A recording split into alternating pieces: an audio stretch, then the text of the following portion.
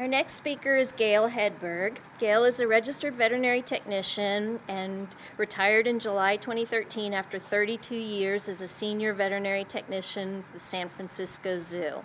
Her true avocation is exotic animal neonatal care, and she has developed her specialty of hand-rearing exotics through vast experience. She is a well-known advisor for hand-rearing projects and has traveled throughout the U.S., China, Mexico, and South Africa as a consultant.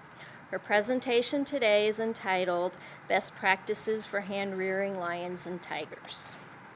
Welcome, Gail.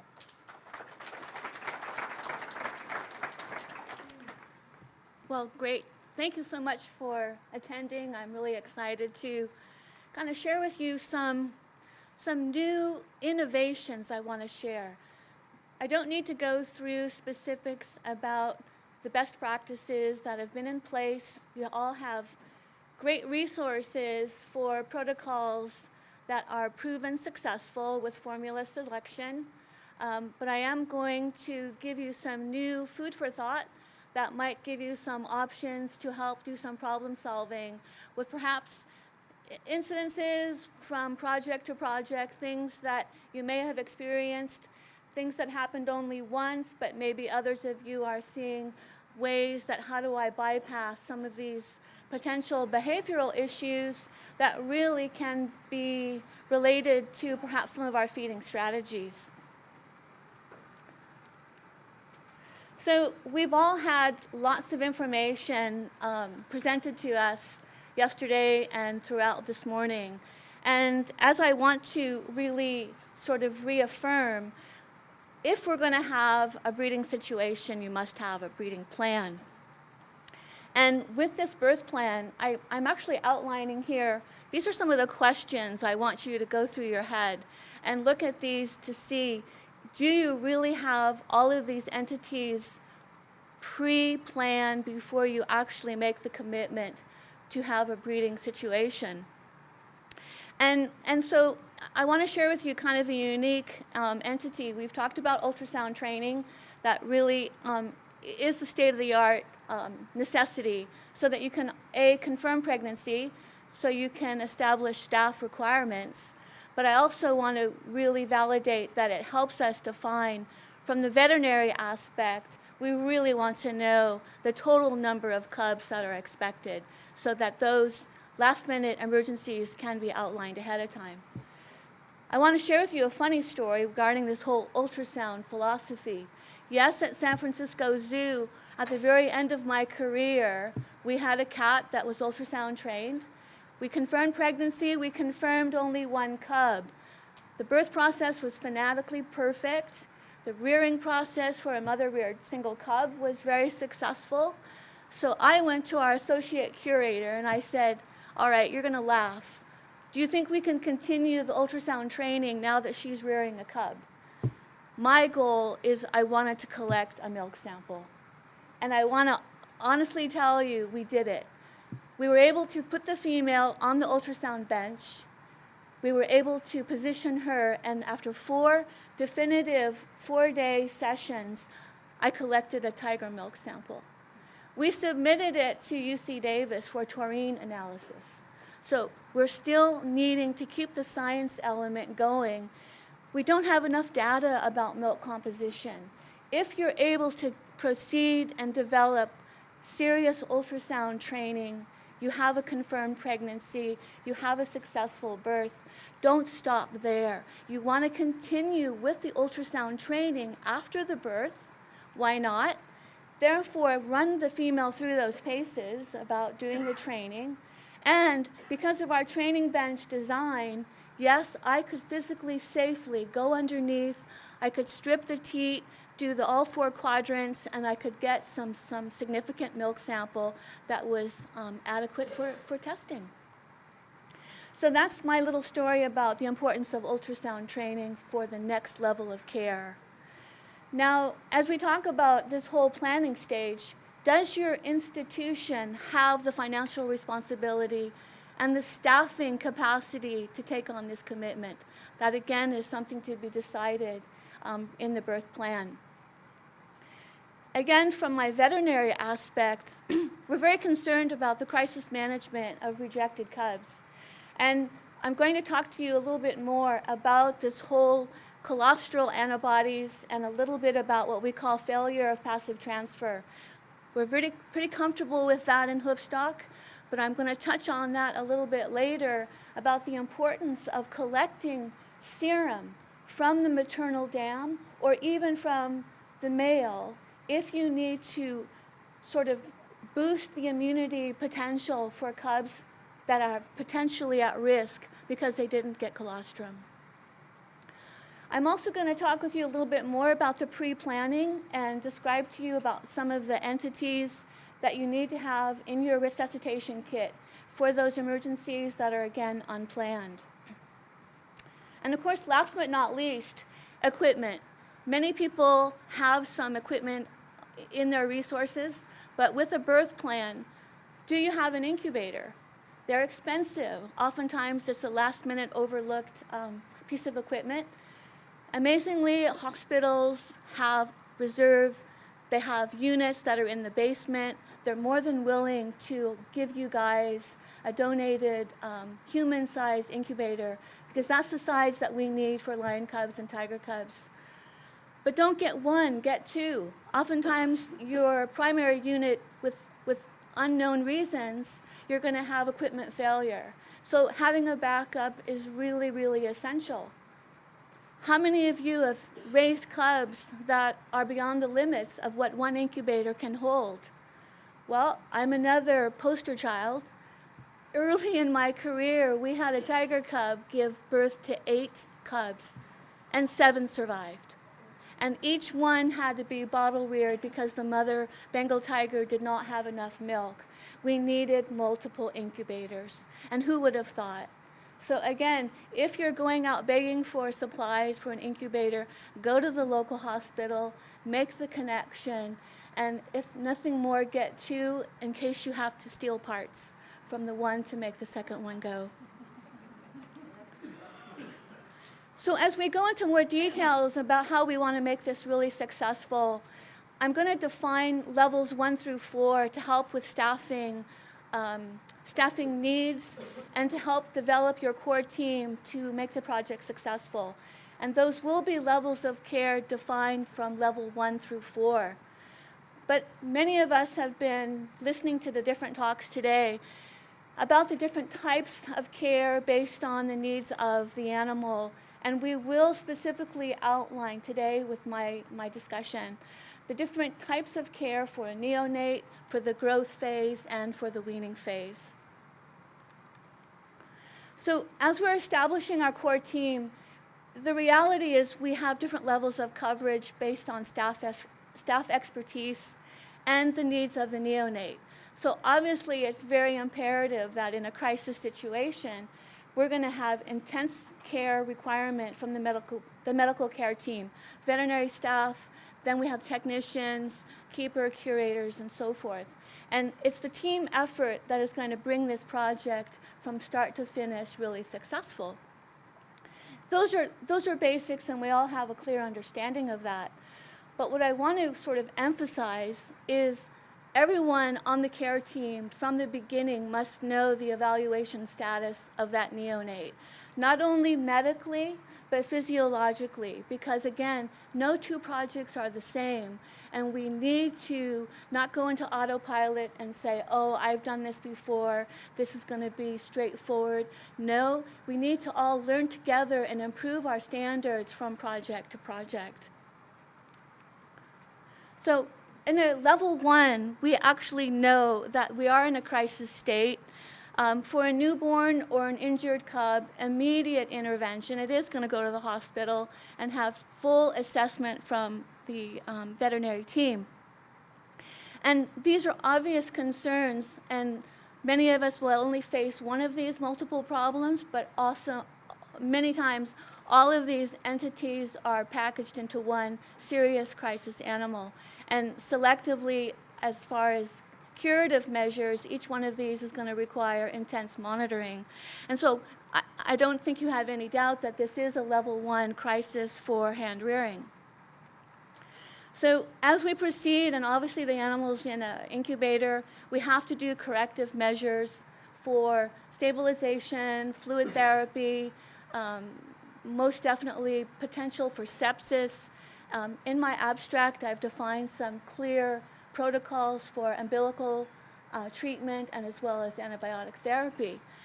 But one of my personal successes with having an animal like this in an incubator, oftentimes we tend to not give enough fluid therapy. And we find that the neonate has a higher requirement for sub-Q fluids. You may have a good response at this point. It may be taking the first bottle of Pedialyte. You're getting ready to go ahead and introduce a dilute formula. But personal experience for me shows I would really like to share with you from our veterinary team the importance of supportive sub-Q fluid therapy for the first 3 days. What this does for the cub, it really helps flush out, get the homeostasis status at a higher level. How many of you will collect a urine sample, take a cotton ball, and collect the urine through the cotton ball? If it's a very small amount, you take a tuberculin syringe, you draw out the first amount of urine that you can collect. It's a little concentrated. It has kind of a dark yellow, not quite orange color. If you put it on a hemastick and you actually do a real minimal sample evaluation, more often than not, you're going to get occult blood. And what I'm saying is the urine looked perfect. You didn't see any blood.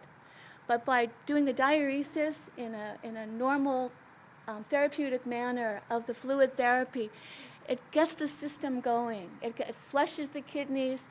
You're getting a better patient to work with.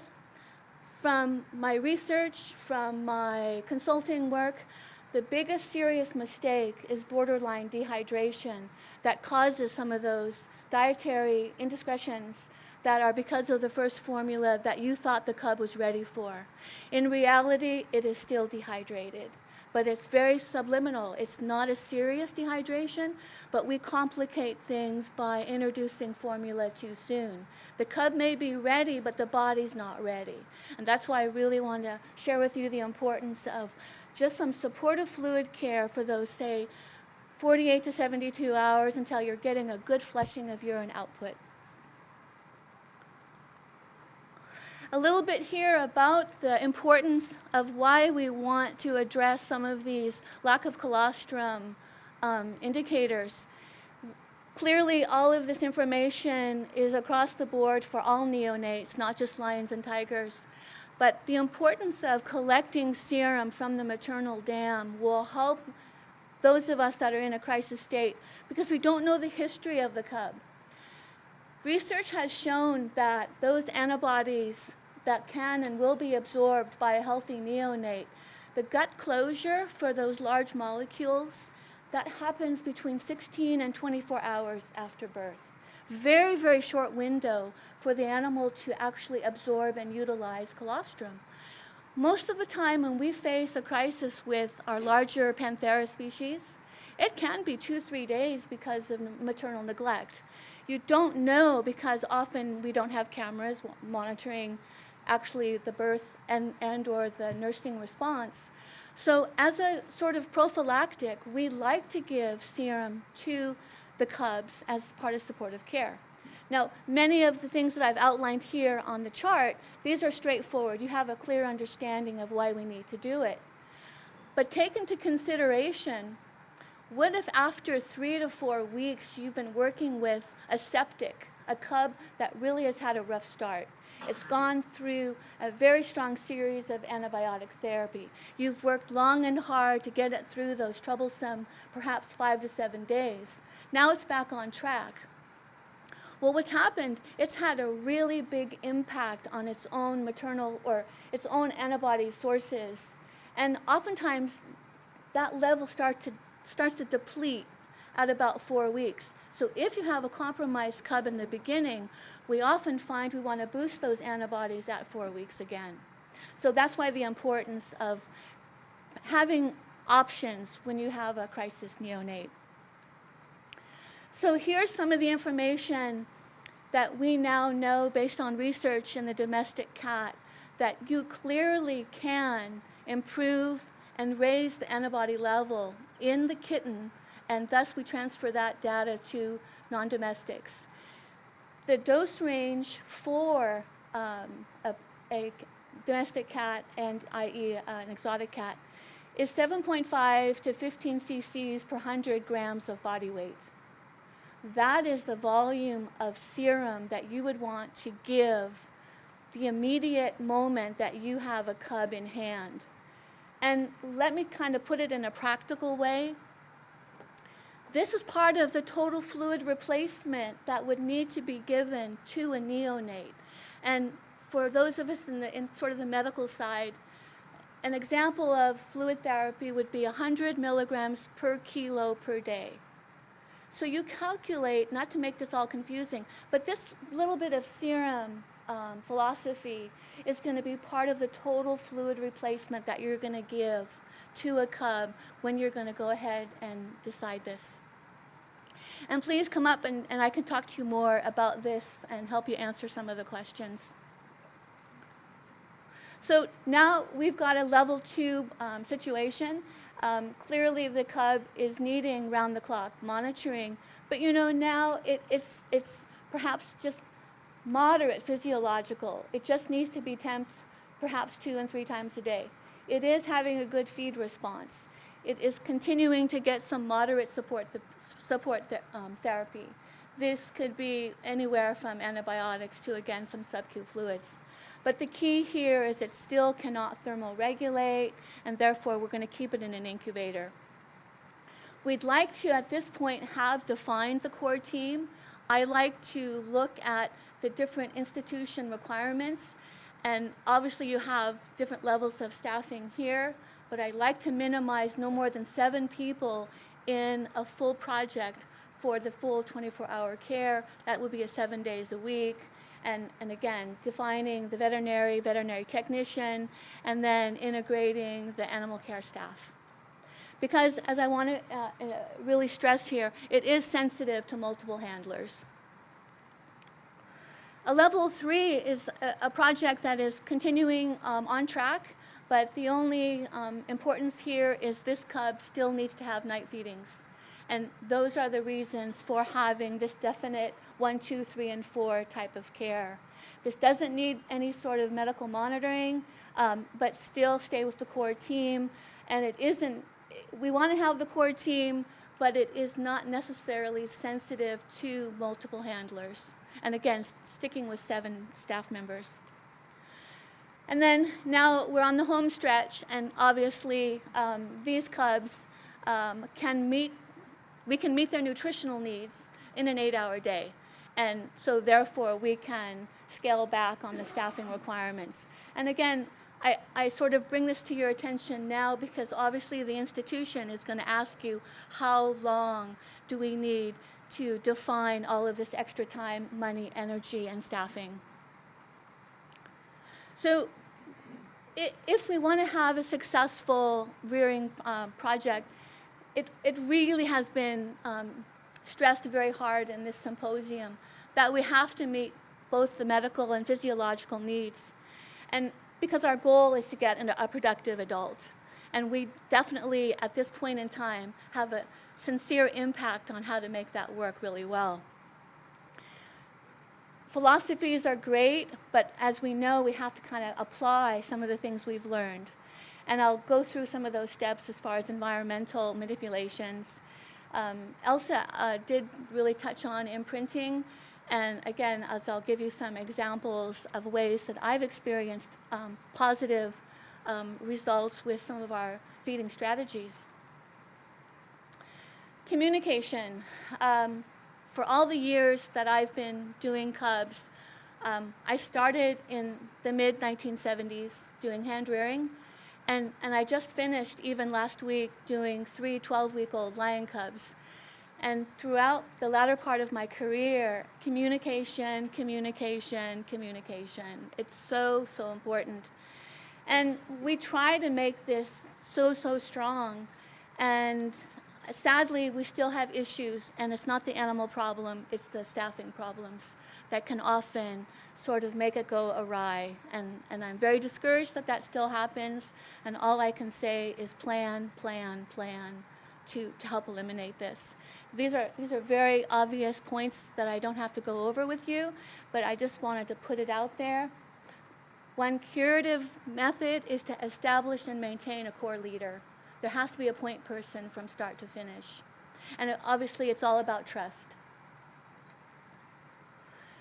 The quality and consistency of care is basically because of having well-trained surrogates. Everybody early in their career wants to get involved with hand rearing, but not everybody has the potential ability to do it. So there has to be a core team that has experience. There is never a good time to introduce a sensitive project to basic level staff. They have to have experience. You cannot let this be a training session for a critical care project. We're going to talk a little bit about the nutrition, but obviously many of you have your tried and true favorites for formulas. But I'll be able to bring in some new information that might help you tweak what you're doing. And I touched upon equipment, and I cannot stress that enough, is to have your equipment in a ready state. So I did some looking on the internet to get some pictures, and here's what I found. Sadly, we can see the correct position, and we can see the wrong position. And this still happens today. And as you all know, you never, never, never place a cub to where it can aspirate and feed it on its back, and just to reaffirm the importance of training. And if you have inexperienced staff that you're trying to bring in, they have to have this drilled into them. Even I experienced this at my zoo, that we lost a cub because of this. A little bit about the neonatal resuscitation kit. In the abstract, I've given you a great checklist to help you put this together if this is something that can be done. And so I think this is self-explanatory, but most definitely you need to have this ready at all times if you're going to go out and make sure that you can provide the proper care in the field. Again, details are listed in the abstract, but just to give you some ideas, there are better and more thorough antibiotic therapies, and so ceftiofur is the drug of choice. And again, from the veterinary aspect, these are things that we actually have in a ready state. And again, a secure incubator. These are wonderful units, but if you've ever had one, oftentimes there are these little latex, sort of plasticky little tunnels that you're supposed to put your hand through for a human baby. Well, it's not going to work. So you got to go to Tap Plastics. You've got to get pre-cut acrylic discs, and you've got to cover up some of those openings to make this secure and safe. Then run it to make sure it can maintain adequate internal temperature. Now, I have a preference when I talk about monitoring the ambient temperature of your environment. These have been out for a very long time, and if you go to the website Oregon Scientific, what I really, really like about this system is there's a base station, and on the left, they're quite fancy now from their original units, because they'll give you any kind of weather station that you need. But the really, really cool thing is this is a remote system. The base station, on its own, wherever it sits, will measure the temperature of that location. But it can handle 3 additional sensors. So this gives you the option to put multiple remote sensors in different locations, whether it be top and bottom of the incubator, whether it be in the next phase where it's on the floor or inside the crate. If you want to monitor day and night differences, it'll give you a high and low of 24 hours. There is a way that you can set an alarm that if the temperature rises or falls within 5 degrees, an alarm goes off. If you have a power failure in the middle of the night, this alarm will go off because your incubator has dropped. And I have had that happen to me. I raised a polar bear, and we had a power failure, and we didn't have this. And my husband was very creative and designed an alarm, and we were grateful that we had that alarm system for a polar bear cub. We had a generator at home. We live in metropolis of California, but our street had a power failure. It was at Christmas time, and we were the only ones that could run our Christmas lights at night. Everybody was like, what's with them? So again, differences here have been drilled into us this whole time about genetics. And I really want to give a practical way that I didn't know all of my colleagues were really going to just power through this for the time that we've been together. But from my personal experience, I do this every time, and I didn't really know why, but now I can put a word to it. There are reasons why we have to be very defined in our care, and there are differences in our cat species, and I will talk about some of the differences in the tiger and in the lion with that.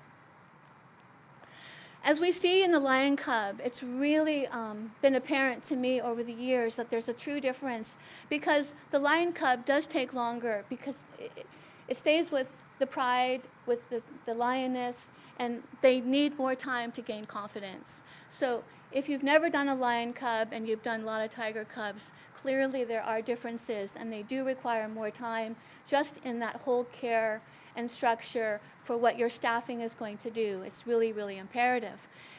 They also seem to be very, very dependent on each other, much more so than tiger cubs. This also raises an alarm for me if you have a singleton. You really, really have to be prepared to offer some of those nurturing, some of those levels that require attention, but having to balance without giving too much or overdoing because of imprinting. Play behavior, for my experience, starts much, much earlier in the tiger cub than in the lion cub. So with that, it clearly has to prepare the staff for what are we going to do with these cubs? How are we going to modify different levels from neonate to growth to weaning? We have to be able to transition them from different housing needs clearly ahead of time, and not wait until all of a sudden your staff go, gosh, I can't go in there anymore because all it wants to do is bite me. I mean, really? So we have to be prepared in our whole protocols for how we can best meet the needs of those different growth phases. So I want to talk really quickly about feeding strategies to help you with this. And from the beginning, I really stress the importance of the correct selection of nipple. Here I talk about the Pedialyte, here I talk about the different flow, but it really starts in the very first day of offering the bottle. Some of the options that I've learned over the years is to try to incorporate some of the baby food chicken very early, because it not only helps introduce some of the solids, but it helps with satiation, and it helps give them a smoother plane through their behavioral time during the day, if that helps explain. That if we start very early, it just helps overall with that balance of satiation, comfort, and nutrition. And I'm really happy to talk with you more about that. But a secret that we discovered when we evaluated Gerber's and beechnut baby food chicken and turkey, it has extraordinary levels of taurine. So we meet that taurine requirement, and we didn't know it years ago, but clearly now adding these products very early corrects the low taurine level that really is not in Esbalac. So from a nutrition standpoint, this is a home run. I highly recommend doing this. We transition as soon as possible to a Zupreme component, and I actually have, if anybody is interested, a clear map of how to do that, and I'm happy to share with you. As many of you know, we do have some awesome guidelines in this hand-rearing book, and if you're also interested, I have some details about how we can get that to you for ordering. And again, with the bottle feeding, I really like doing the Gerber's chicken because it improves the satiation. It elevates the calories without increasing the volume, because that's a very strong concern for us. What this does, it silently improves the behavior of your bottle-reared baby. it really diminishes that possessiveness and that extravagant sort of panic when they're ready for a bottle. This way, with some of these weaning diet introductions, it really smooths out their day and gives a much smoother bottle rearing process. And ideally, we want to use the bottle as a tool to help us with our management of these neonates to get them through weaning aggressively. A final trick that I like to do, and I recently repeated it, is I'll add Missouri feline dry, the small kibble, to the carnivore diet. And that also really helps in these lion cubs really diminish that possessiveness with solid foods. This group of cubs that I worked with were incredibly over the top with possessiveness.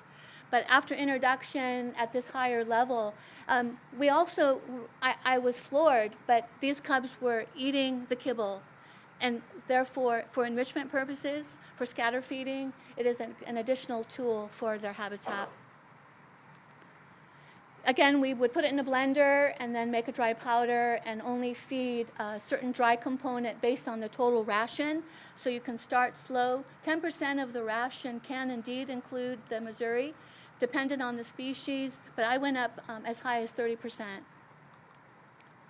We know about some of the nightmares of improper diet and the things that we have to stay away from. We know that certain meat products are totally not suitable for raising our cats. We've talked about the imbalanced calcium and phosphorus. I want to introduce to you kind of a new product that I just learned about.